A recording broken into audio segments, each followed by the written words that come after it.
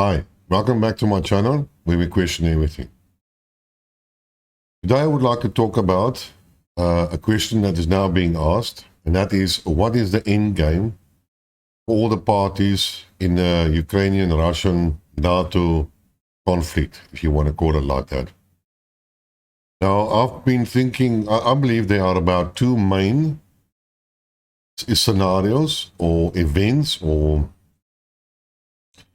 things happening that I believe will determine, or which are most critical to what will happen in the next month, year, couple of years to the conflict.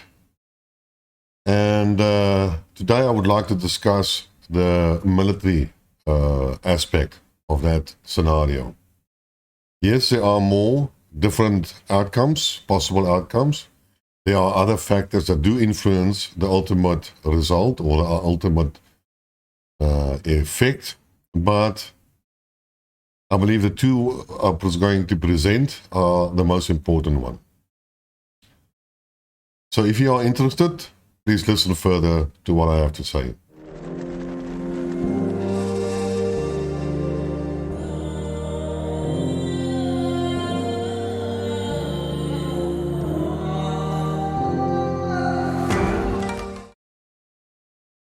Before I start off with today's video, I would like to apologize again for a lack of videos. I had the flu, which I expressed in my last video, and that lasted about for 4 days, and I was man down. And then for one day I felt good, and then suddenly I got a lot of phlegm on my lungs and so on, and I'm back to square one, and I was man down again. So for the last couple of weeks or so on, I was again ill and I couldn't basically make any videos. Apart from that, you as the viewer should know by now, I live in South Africa and we have blackouts, which we call a load shedding. And basically we've been informed that this will now continue for the next year or two. And that means that every day we will have about between 4 and 6 hours worth of blackouts. No electricity. And unfortunately, I still have to work and I still have a family to look after. So time is going to be very limited to making videos. And that's why I'm going to change the contents of this channel and only do a video, say, every second day. If I find something else and if I find time, I will make more videos. But on average, I will do about 2 videos, a video every second day. And I do apologize for that. But that's unfortunately how it is. My friend said, I said I had the flu. My good friend in Panama, which I always call, he said, no. Don't call it flu, call it COVID. COVID is more impressive. For now, I didn't have the flu, I have COVID. So hopefully it sounds a little bit more impressive. But let's get on with our today's video. I've been watching the Russian-Ukrainian conflict or the political situation for a long time now. Actually, since 2014. And I've seen what the Russians have done. I saw the Minsk agreements. I saw that the Minsk agreements were not honored by the Ukrainians. I saw that Russia pleaded with the Germans and the French to force Ukraine to implement the Minsk agreement. But nothing came from France or from Germany. I saw other people, or I noticed other people in the Donbass were regularly bombed and killed. And I saw the two wars that the Donbass militias have fought and won the Ukrainian army. I've seen again how Putin pleaded with these guys, showed a lot of patience. I saw that the Americans and NATO wanted to train Ukrainian army and build up and incorporate NATO, Ukraine into NATO, and that what the dangers would be and what the consequences would be for Russia as well. And we noticed that Russia consistently warned about the consequences. And then 2 years ago in 2021, December, Russia finally submitted, after a lot of patience and a lot of trust into the Western negotiations or the authorities, leadership. They decided that's it, and they put down their security requirements. Basically, they pulled the red line in the sand. And I've noticed again that NATO kept on with their rhetoric, their right of expansion, their right of self-defense, which has long been gone, their standpoint of democracy and human rights, which they violated in around every corner, and basically showed the emptiness of their words. And we saw that America, like Donald Trump, withdrew out of the JPOC with Iran, just like that. And how Europe failed to implement anything separately to bring the Iranian back to the fold, that nuclear agreement. So it's a total failure on their part. And you can see that the West was not trustworthy. What they said and what they did are two different things, consistently. You can see it today. A typical example will it be, apart from Ukraine, is Taiwan. They say they support unanimously, 100%, the One China policy. And on the other hand, their actions show that they want to arm Taiwan and believe in Taiwan's democracy and self-determination right. So how do these things gel? You know, that's the biggest question one has always have to ask. And I was amazed throughout all these years how patient Putin was. And I sometimes believed he was naive. He just wanted too much to become part of West. He couldn't understand how the West can be so treacherous. He thought that what they said was political stuff for local consumption. That's not what they always meant. And he allowed a lot of things to happen. And he gave one speech after the other, explaining to the West what he wanted, what was required, you know, typically being patient and over again. Now, you as my viewer know I'm a big fan of Sergei Lavrov. And I watched him as well. Now, he is, in my opinion, the most brilliant diplomat of the time. And I could see at the beginning, he was patient. He tried to negotiate like a typical diplomat. He was hoffelijk. You know, it showed manners. He did everything a diplomat should do. He never antagonized anybody. He never actually badmouthed anybody. He tried to wangle his idea in a typical diplomatic way. So he was trying to do it in a nice way without offending the opposition. He respected their views, even if it's conflicted to their own, and so forth. And then slowly you started to see a change in his behavior. Slowly you saw that he started to get less patient. Slowly you see Lavrov, when he talked to the media, being aggressive to them, telling them their stories back. Slowly and slowly, he started to get undiplomatic.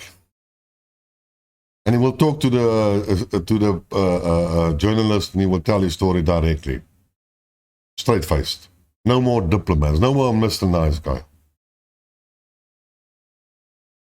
And so the story went on. But Lavrov couldn't do what he had to do because Putin was still patient. Now, we all know Putin is not the only single person. The Duma and the Russians have some form of collective leadership type of thing, but Putin is still the main guy. He still makes the final decision.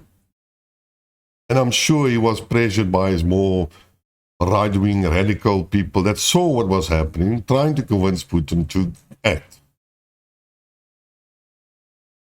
And I believe that finally those people forced the issuance of the demands in December in 2021, and then finally pushed him over the line when he had to start the SMO in February 2022. And that's where the whole thing went on. And we now have the military operation in Ukraine. Now, I've always said I'm pro-Russian. Yes, I am pro-Russian. I support the Russian idea, and I believe they are on the right side of history. It doesn't mean I'm a big lover of the Russians, or I want to become a Russian, or I want to live in Russia, or I'm not biased enough to shut my eyes to the realities. And I know some of you are pro-Russians, and you want to hear the bubble narratives that people like the Duran give you daily, the New Atlas, Colonel McGregor. You can listen to them if you want to believe them, fine. It's got nothing to do with me.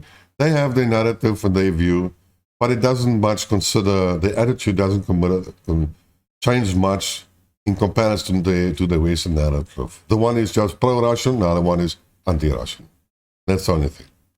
And what I'm trying to do is to show you that there is a different story, a third variation, a third alternative.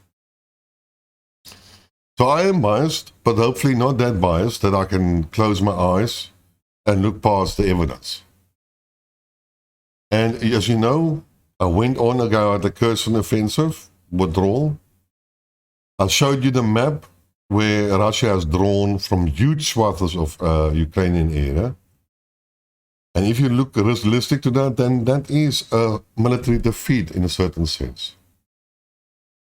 But I will also acknowledge the Russians have never really fought a large battle. Yes, there was Chechnya. But at the time of the Chechen War, the first one they lost, the second one they won, because there was Putin. The military, the Russian military was in shambles at that time. The command, the quality of training, the equipment, everything was bad. That's why they failed in the first Chechen War. In the second Chechen War, they improved the military, was still not to world standard, but they, at the end of the day, they did prevail and destroyed the terrorists. But terrorists also made mistakes. So don't only give 100%. You can credit to the Russians. You can read up on those military ventures if you want to. It's not that straightforward. Then you can look at Georgia and Ossetia. It's not the military really that the Russian military were perfect and fighting machine and then conquered Georgia and drove back them. No, there were a lot of circumstantial events that just happened to be that the Russians won in such a very short time. Again, you can read up on those things. So coming back to the Ukrainian war, the Russians were not prepared for a full-scale war, where you have 1,000-kilometer long front line. We have a lot of artillery, logistical systems were not right. You can see that with the mobilization effort. The mobilization was a clear example how unprepared the Russians really were. And then you can project that towards the military conference, the military situation in Ukraine as well. It was due to those failures of the Russians that the Liman Izium withdrawal happened. It was the failure of the military that ensured that Kherson had to be withdrawn. The circumstances around Kherson are valid, but the Russians should have never allowed it to become a threat. The dam bursting should never have become a threat. They should have pushed a lot further to the west or north in order to protect their supply lines.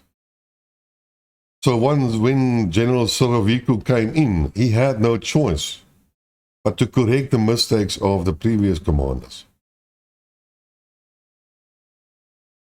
It's the same thing around Kharkiv. It's the same thing which I always complain about, Donbass, Donetsk city, the constant bombardment for 10 months during the SMO, which was allowed, and people died. That still is a no-no, but that was military failures. And you have to acknowledge that. Yes, the Russians have learned a lot. They have now reorganized their troops, their equipment. They incorporate the militia of the Donbass and of Zaporizhzhia and Kherson Oblast. They have now started to organize, and General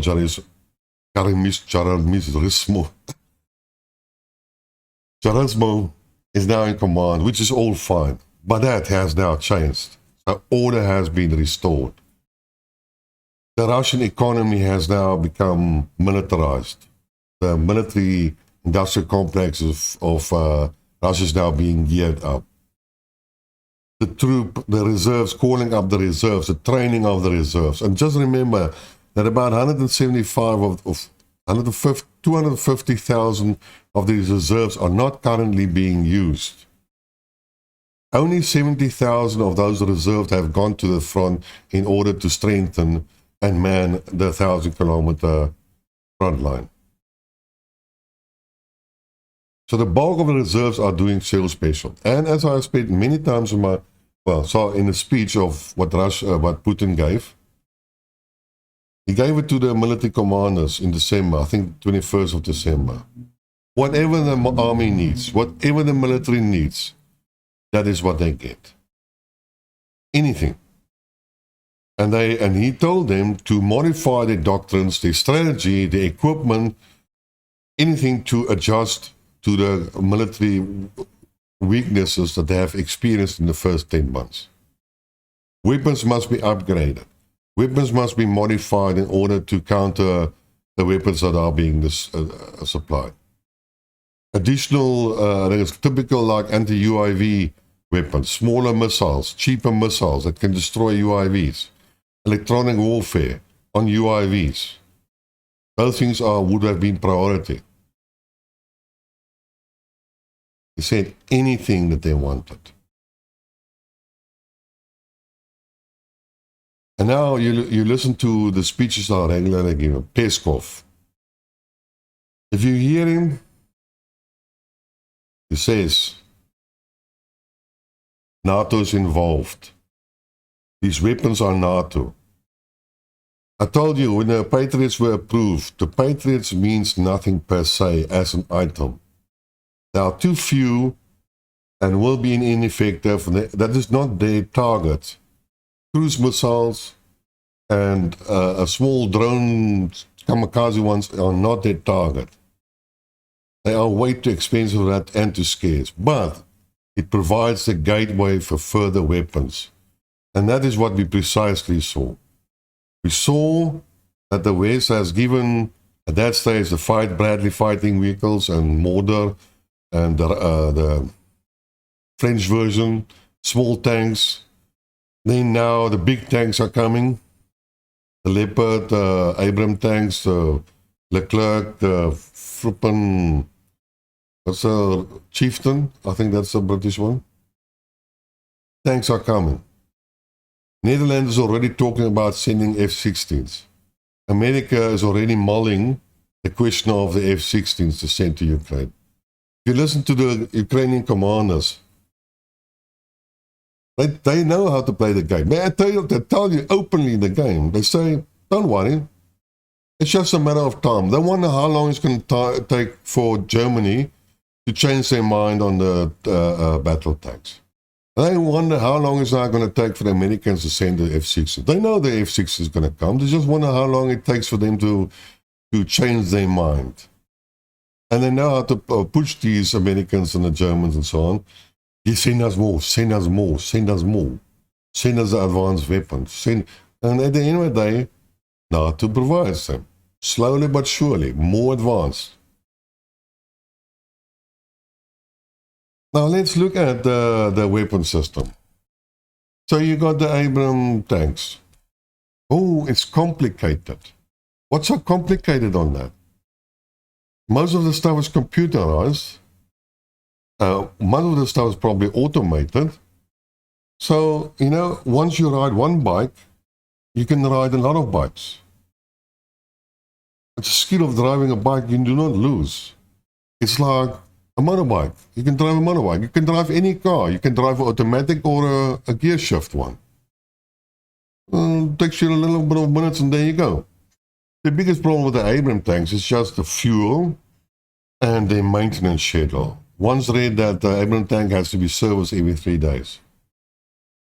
Now, I'm not sure if the Ukrainians will be able to handle that, but, well, knowing the Ukrainians, they will try their best, and if the tank fails, then they will probably abandon it or send it to Poland. That's not a deal breaker. Same with the German tanks, same with the French tanks.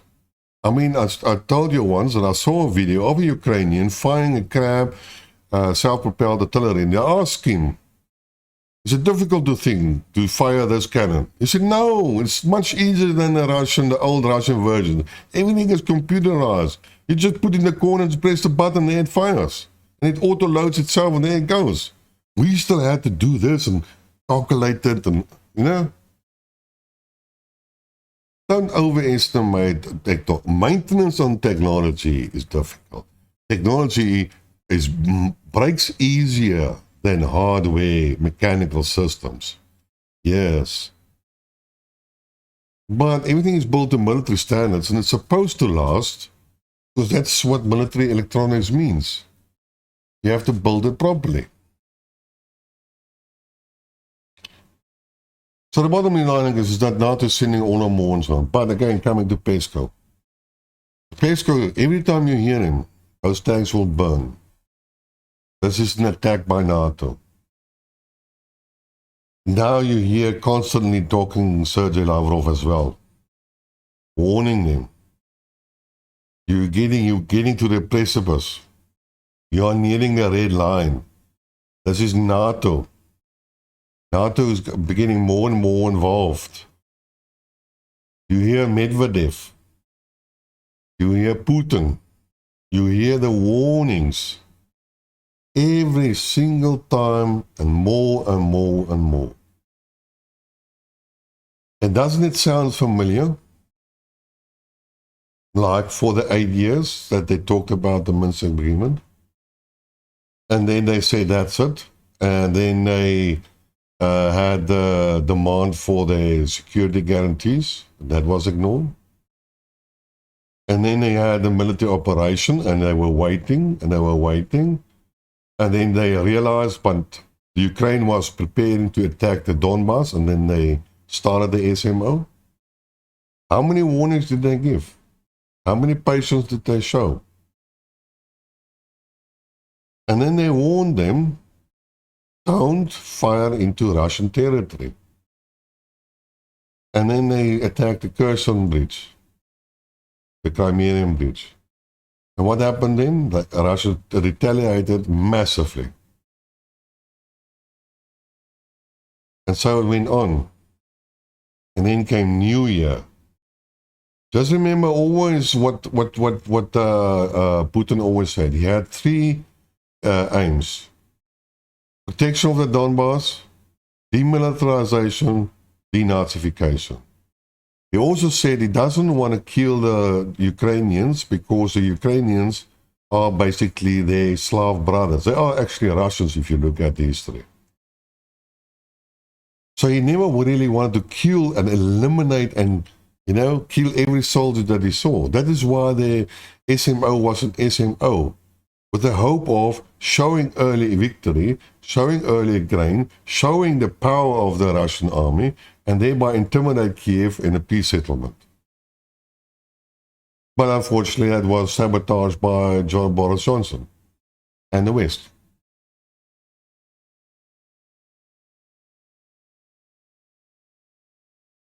But then, New Year Eve happened.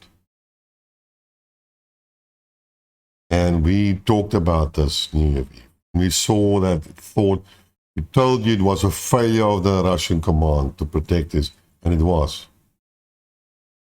And there was a huge backlash back in Russia. And then what happened then? I wonder if you're even aware of that. I'm not sure it was the day after or the second day after New Year. I'm not totally sure about that. But the Russians did a missile attack on the barracks of Ukrainian soldiers. And they killed more than 600 Ukrainian soldiers in their sleep as a revenge action. They have never done it before. They have never done a targeted these type of concentrations of personnel, Ukrainian soldiers. They could have done it a long time ago, many times, and wiped out the Ukrainian army, but they refused to do it because they didn't want to kill the soldiers. But that night they did it. 600 Ukrainian soldiers as a revenge act. And that showed me the red lights, the warning lights.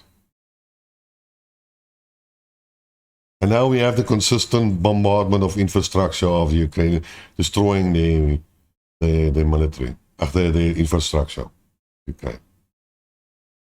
And let the country suffer.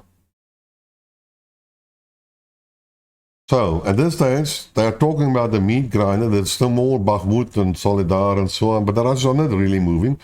One can understand it for a second. There are multiple reasons for that. Firstly, if it's winter, why attack in the winter if you don't need to? They say that the Ukrainians are constantly attacking the Russian positions and defending Bakhmut. I don't understand why. It's winter. They're not really attacking the Russians. So it's stupid. I don't understand why it's such a big thing. I don't believe in this story about the meat grinder either, because that will make the Ukrainian command as idiots. But therefore, we don't see a lot of things happening on the front. Small regional movements and so on.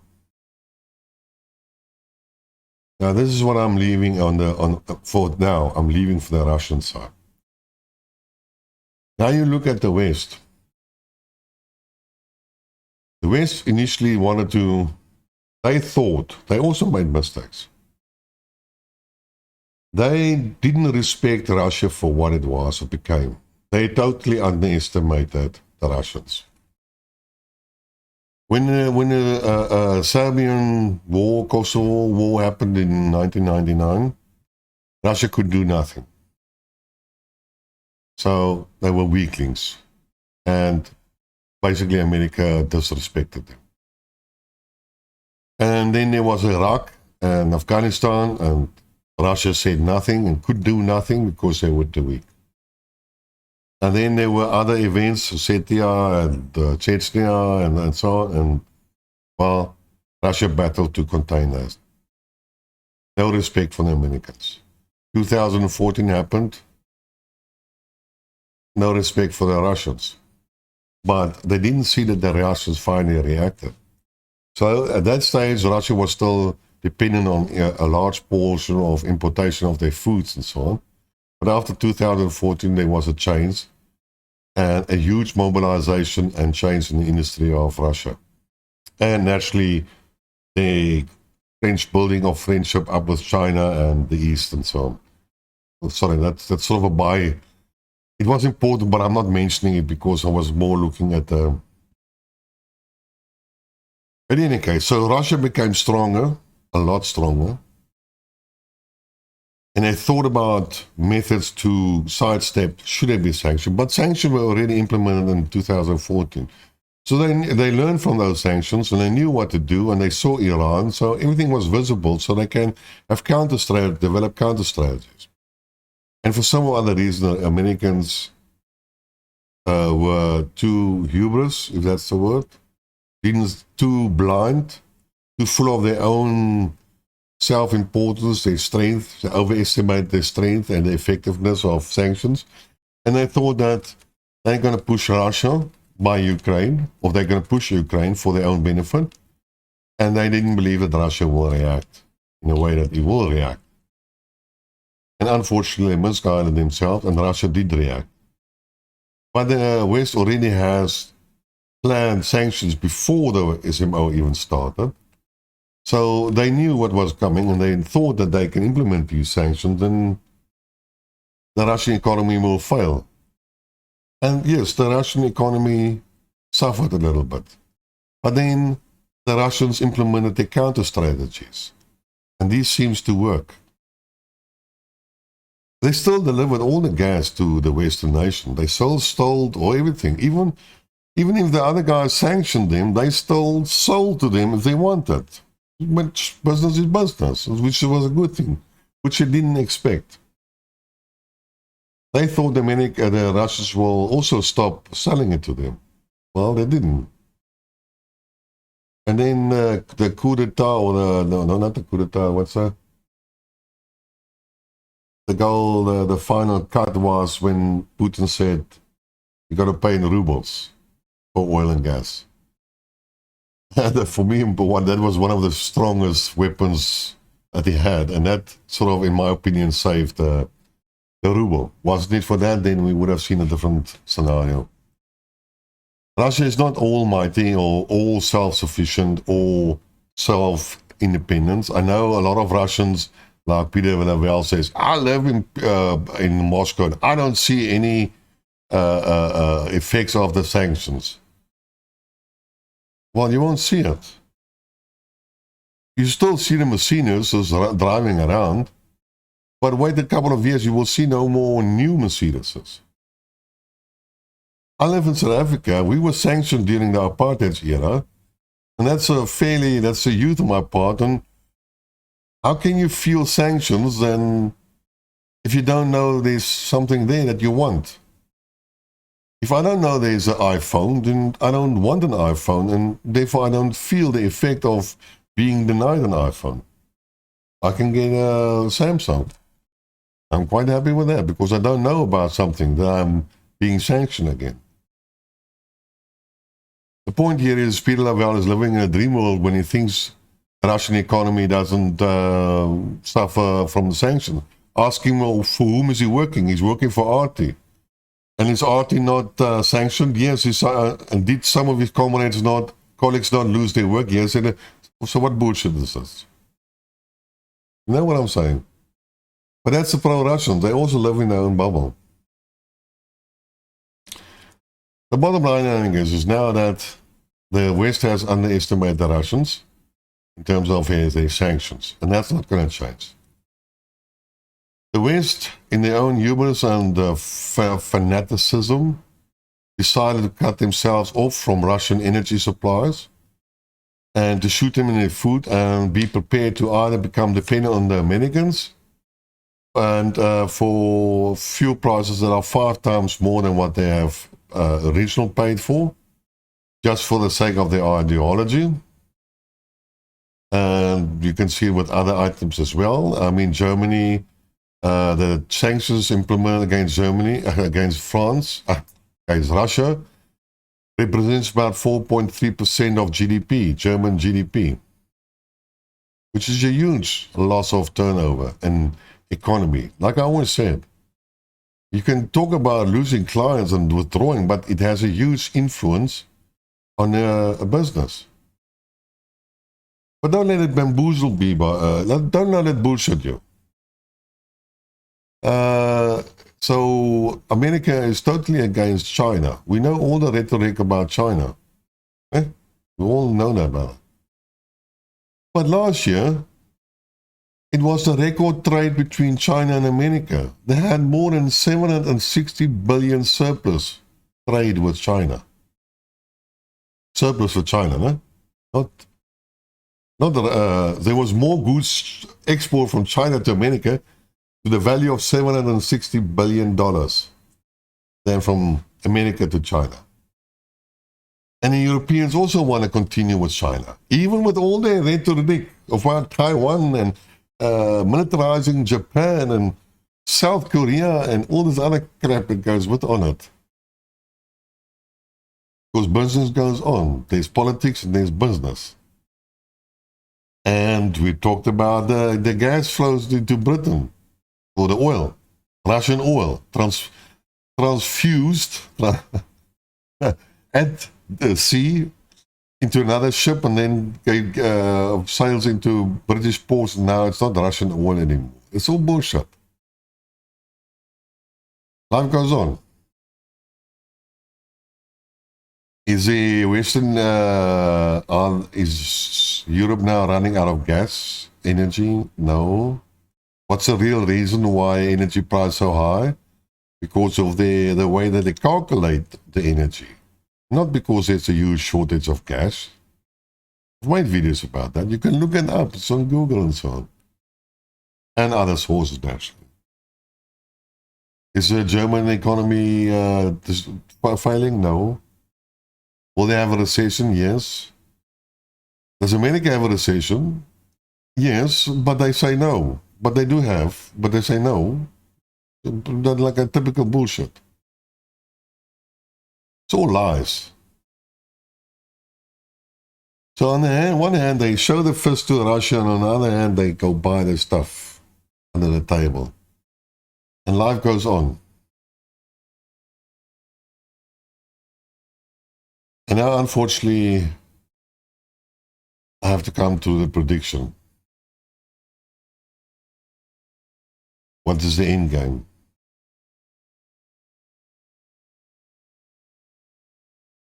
And in the name of, or in the spirit of the TV series, Games of Thrones, winter is coming. War is coming.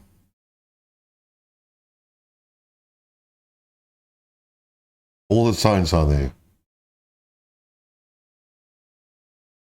So unless somebody has some rational, okay. Let me first go on, then I will give you the alternative.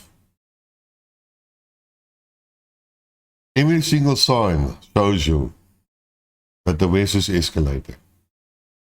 It's like the Chinese, which I said, salami diplomacy, salami tactics, thin slices. Modify a little bit, give a little bit more weapons, a little bit more advanced weapon. Scott Ritter also talked about that. Slowly testing the field and bring in small things and so on.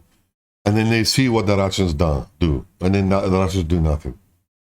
And then another slice, and they upgrade the weapons, and Russia does nothing. And then they do something and it crosses the red line for the Russians say, with that, boof. And they with here and no further, and they react. Big steps, big chunks. Scott Ritter's saying. And this has happened. Now, I also know that, well, I don't know, but you can see it, the Russians are very, very cautious. They know what is at stake. If they don't win us, that's the end of Russia. So it is existential for them. But they don't want to escalate unnecessarily. They are willing to go to a World War III scenario. They are willing to do that.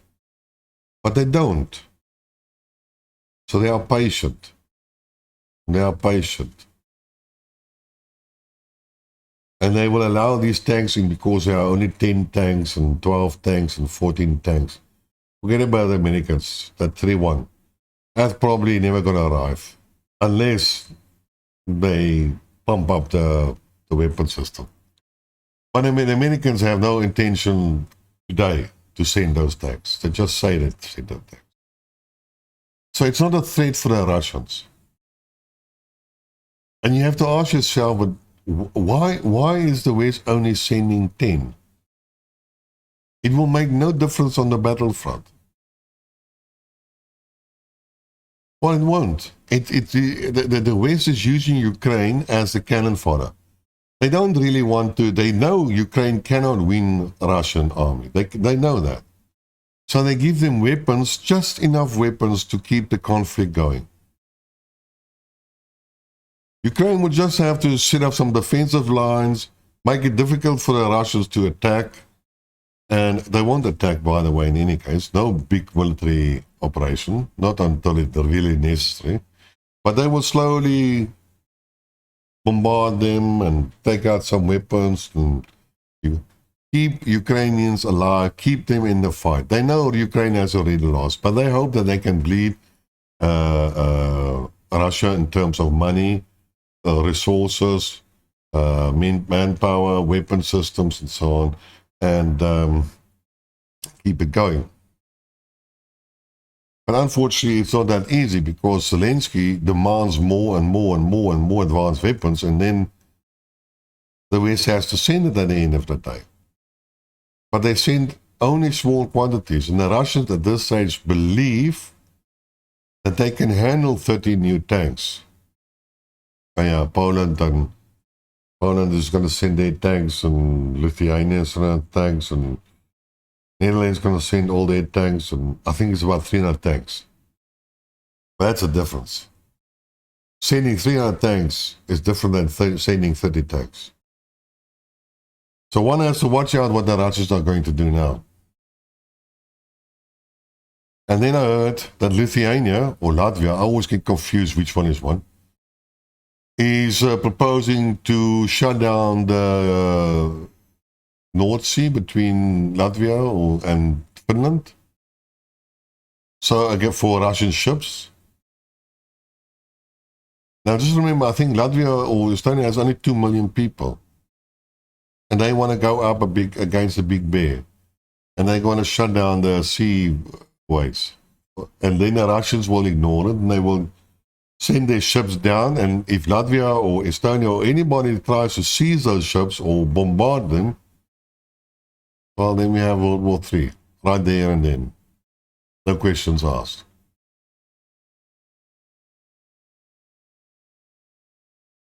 But even if all this mess goes on,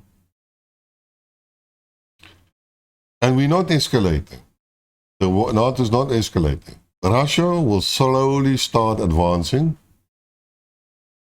But one thing has to ask, what is his goal, his endpoint? Now, at the end of the day, he will achieve his first one, securing the Donbass. He has to secure Kherson area, Zaporizhzhia, and Donetsk and Lugansk.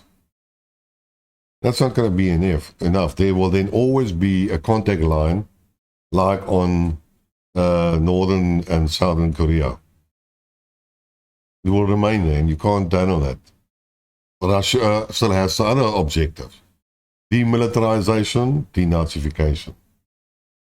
Demilitarization, every year boys are born.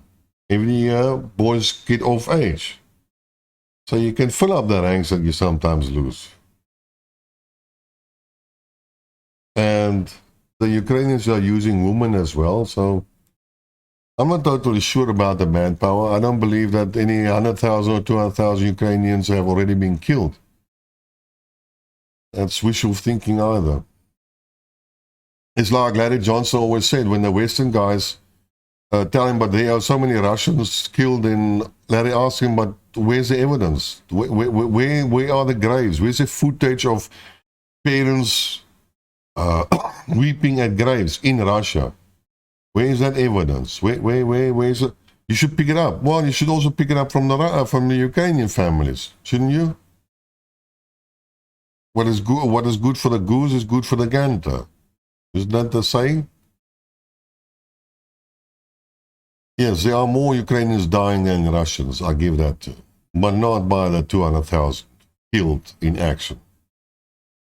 And then 400,000 injured. What the hell? Then there's the army anymore. But still they have resistance. And still the Russian command every day reports how many Ukrainian soldiers have been killed, and how many APCs and other vehicles and tanks and so on, and aircrafts are destroyed every day.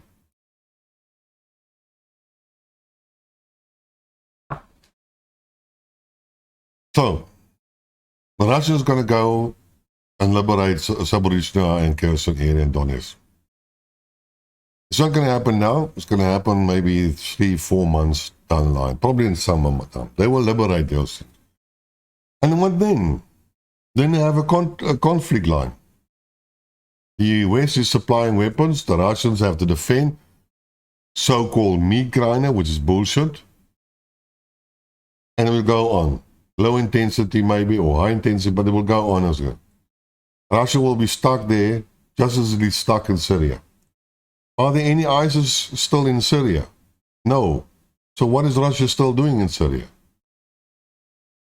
Oh yeah, Turkey and Americans. And how long has America been in Iraq? 20 years. How many in Afghanistan? 20 years. We down the line to 1 year. Not even a 1 year, 11 months. Everybody's crying the end of the war. No. Oh, the Americans have no money to send anymore. Oh, no, shit, they're given 100 billion. They're going to run out of money. Europe is going to run out of money to give to Ukraine. Oh, no, they can't afford it.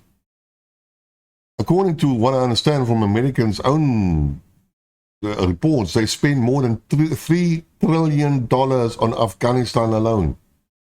$3 trillion. Doesn't look like there's a shortage of money. Well, the Americans print money and the Europeans print money. ECB. That's how it goes. So there will be money for Ukraine. There will be weapons because the Americans already, by the way, increased their spend money and expanded their factory already to produce 90,000 155 artillery rounds per month. They've already done that, according to the articles I read. And they're going to make it 3 to 4-fold that quantity. So the Americans are already mobilizing economy for a war industry. Even Germany says that. Other European countries are saying that.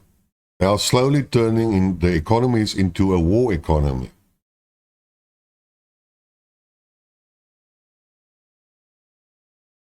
So then the Russians will have to decide what then. Then they will go further.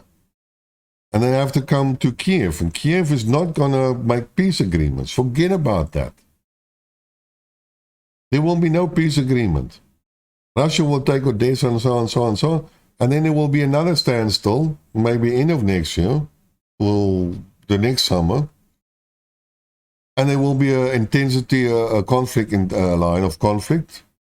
And then Russia might decide, but hey, we couldn't trust Merkel, we couldn't trust Hollande, so we can't trust Americans in any agreements. So shit, then we go forward. And then they occupy the rest of Ukraine. And then what does the West do? The West does guerrilla warfare, sub-Saharan incursion in Ukraine, and just gives the Russians hell. But it's going to be going on. There will be no peace in Ukraine. Forget about that.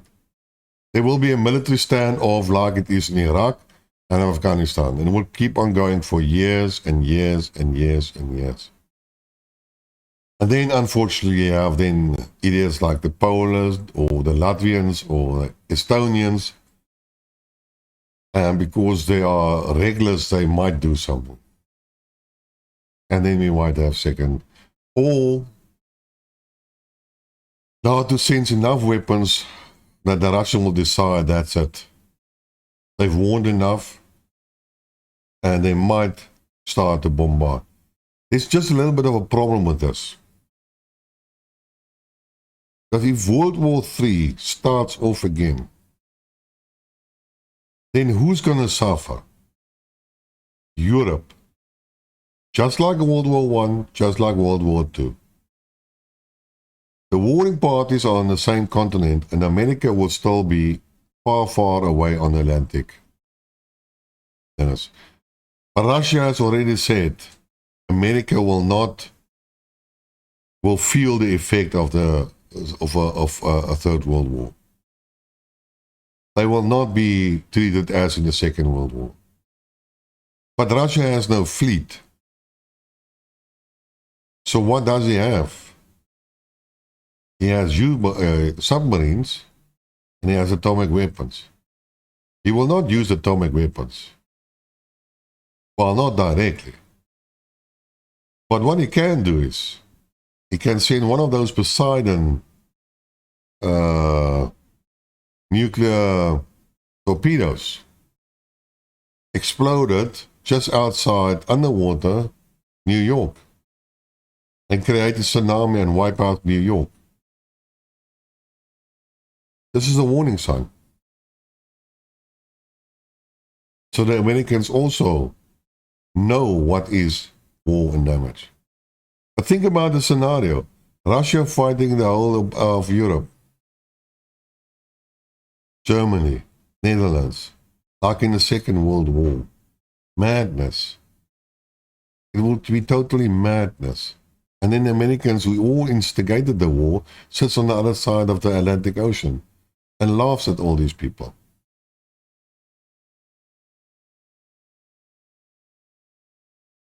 So, summing up, there will be no peace in Ukraine. Russia will have to conquer the whole of Ukraine. Doesn't matter what he will. Doesn't matter what he wants. And then he has to have a hostile country. NATO and America will keep on funding the fight, and later on the low intensity fighting. And then all understand at the time, Russia will have to react and say, this is the red line, we've had enough. You are not listening. And he will send a missile or something like that to some other Western nations, capital, important building, like the UN building or the NATO headquarters, as a sign of warning. And then we will have World War III.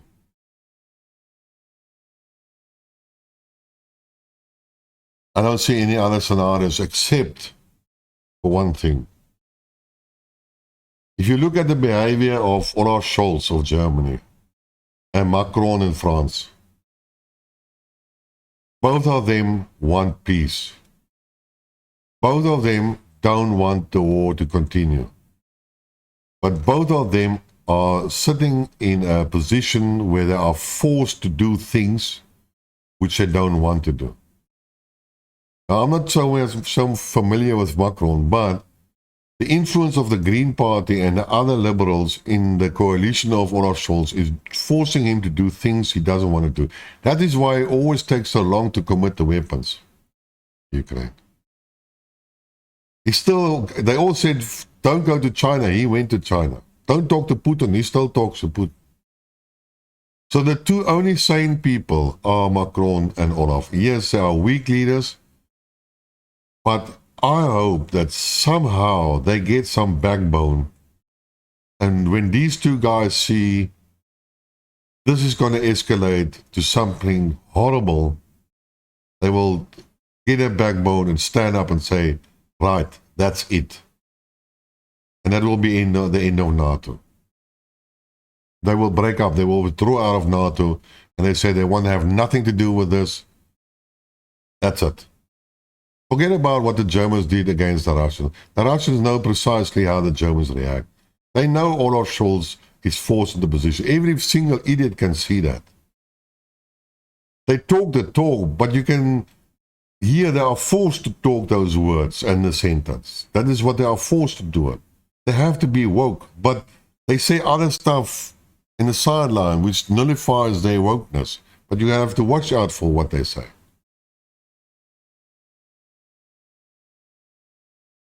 So coming back to predictions, this war is not going to stop. The conflict is not going to stop. NATO is going to increase it to a certain point. It's going to go for a couple of years on. If the two guys that I mentioned don't stand up, or a third unknown person yet to be identified, then there will be a third world war. Because everything points to that. If you look how the First World War started, if you look how the Second World War started, what led to that? Forget about the persons itself that actually were involved in it. Look at the circumstances, the true circumstances. Then we are on our way to the Third World War. Forget about that. People say we're already in Third World. No, we are not. The big battle hasn't begun yet. People hasn't stepped over the line. It is still preventable.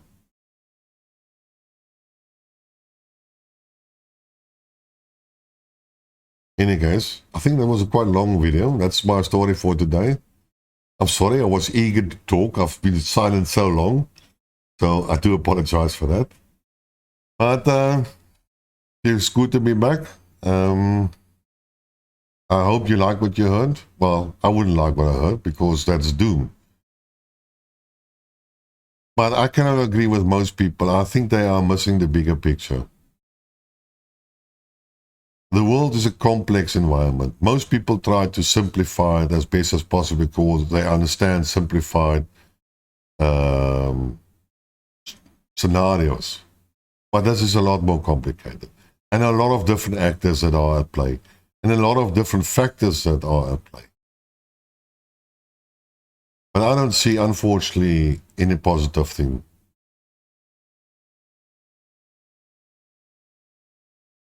Maybe Erdogan can be that third person. If he leaves NATO, that will have an impact on NATO. Any case. So, spread the word, tell your friends, let's grow. I want to have some more viewers. Remember, at the end of the day, I want to do debates. That is what I would like to do. And I need memberships, subscription, views. Tell your friends. Okay. So until next time, cheers.